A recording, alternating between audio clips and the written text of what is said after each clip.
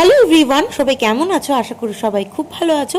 রবিবার দিনের ব্রেকফাস্টের ভিডিও তো তোমাদের আগের পার্টেই শেয়ার করেছি, আর আজকের ভিডিওতে তোমাদের সাথে শেয়ার করছি রবিবার দুপুরের লাঞ্চের মেনু। আমরা যারা ভোজন রসিক আছি না, তাদের কাছে রবিবারটা কিন্তু এই খাওয়া দাওয়ার জন্যই স্পেশাল। কি ভুল বললাম না তো?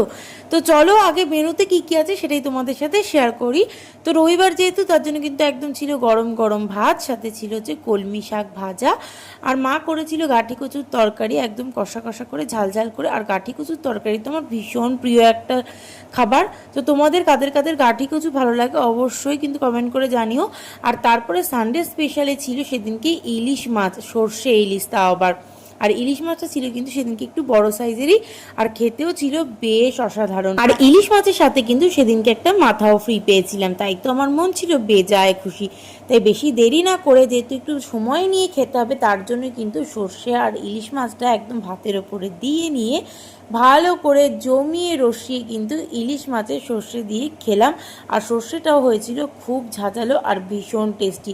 আচ্ছা, আমাদের তো ঝোল আর ইলিশ মাছের সর্ষে দিয়ে এই দুটো রেসিপি সব সময় হয়ে থাকে, তাই তোমাদেরকেও আমি এই রেসিপি দুটোই দেখিয়েছি। তোমাদের অন্য কোনো রেসিপি জানা থাকলে আমাকে কমেন্ট করে জানিও।